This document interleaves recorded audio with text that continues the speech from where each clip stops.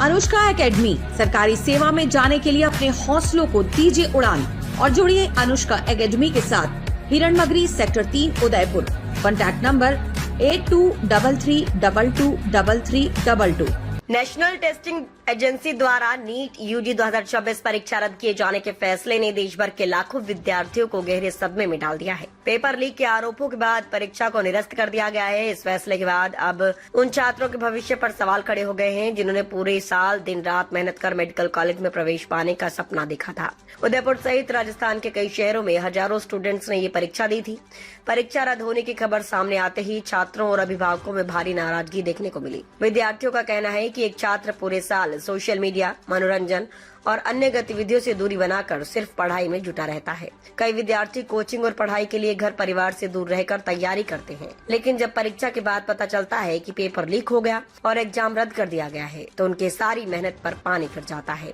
छात्रों ने एनटीए की कार्यप्रणाली और परीक्षा सुरक्षा व्यवस्था पर भी गंभीर सवाल खड़े किए हैं। उनका कहना है कि यदि राष्ट्रीय स्तर की इतनी बड़ी परीक्षा भी सुरक्षित नहीं रह सकती तो छात्रों का भरोसा कैसे कायम रहेगा। कई विद्यार्थियों ने कहा कि उन्हें इस बार अच्छे अंक आने की पूरी उम्मीद थी और उन्होंने परीक्षा भी बेहतर दी थी, लेकिन अब दोबारा परीक्षा होने की संभावना ने मानसिक तनाव बढ़ा दिया है। उदयपुर के कई छात्रों ने बताया कि लगातार पेपर लीक और परीक्षा विवादों के कारण युवाओं का मनोबल टूट रहा है। छात्रों का कहना है कि गलती सिस्टम की होती है, लेकिन उसकी सजा मेहनत करने वाले विद्यार्थियों को भुगतनी पड़ती है। परीक्षा रद्द होने के बाद अब दोबारा तैयारी का दबाव, मानसिक तनाव और भविष्य की चिंता छात्रों को परेशान कर रही है। जानकारी के अनुसार एनटीए ने परीक्षा को रद्द करते हुए कहा है कि पेपर लीक और अनियमितताओं को लेकर जांच एजेंसियों से मिले इनपुट के आधार पर ये फैसला लिया गया है कि मामले की जांच केंद्रीय एजेंसियों को सौंपी गई है और अब परीक्षा दोबारा आयोजित की जाएगी, जिसकी नई तारीख जल्द घोषित की जाएगी।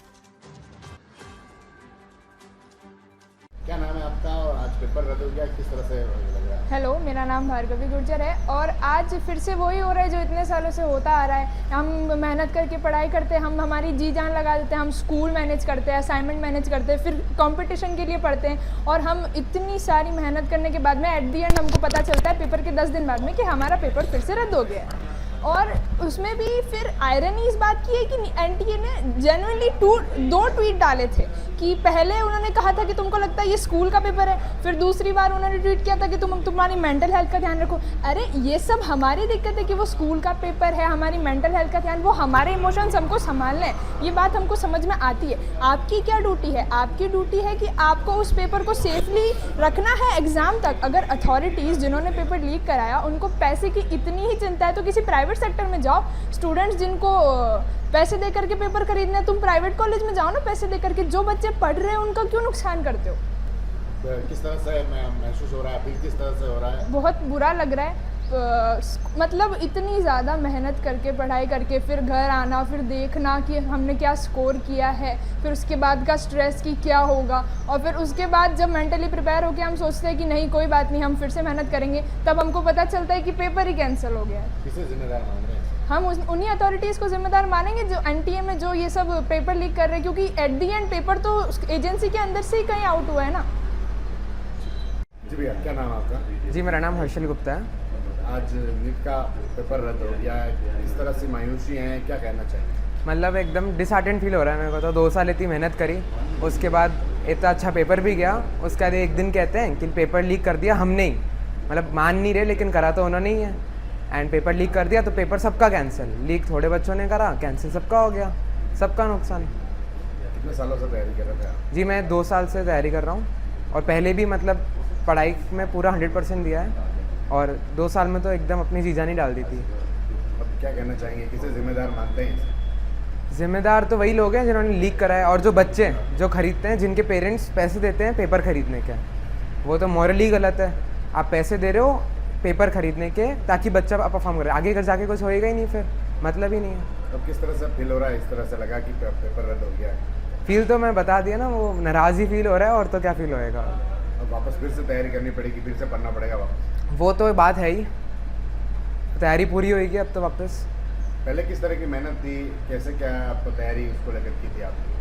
मतलब 2 साल अपने टीचर्स की पूरी बात मानी, सारे मॉड्यूल सॉल्व करे, एग्जाम अलग अलग बुक सॉल्व करी, नोट्स बार बार पढ़े, हज़ारों क्वेश्चन करे, पता नहीं कितने, वही तैयारी करी। मतलब एनसीईआरटी बार बार पढ़ी। तो अब अब भी थोड़ा वापस वही चालू करेंगे, चीज़ें तो सेम ही पढ़नी है, मेथड तो सेम ही रहेगा। प्रत्युष तलेटिया है। मैंने नीट 2026 का पेपर दिया था, उसमें मेरा अच्छा स्कोर आया था।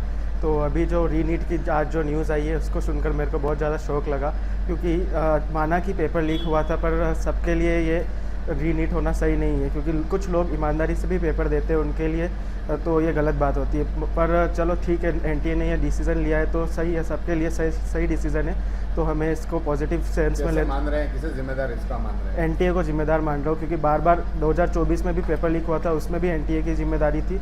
तो इस बार भी पेपर लीक हुआ है, इसमें भी एनटीए को ही जिम्मेदार मानता हूँ। किस तरह से आपकी तैयारी थी और अब किस तरह से आपको एक बड़ा धक्का लगा है कि ये पेपर लीक हो गया? इस तरह से मेहनत की थी तो मैंने बहुत अच्छे तरीके से मेहनत करी थी, मतलब अच्छे से 3-4 बार एनसीईआरटी को अच्छे से पढ़ा था बायो की। पर अभी आज जो पेपर लीक हुआ और जो हो रहा है आज, वो बहुत दुखद है मेरे लिए, मेरे को बहुत बुरा लग रहा है इससे।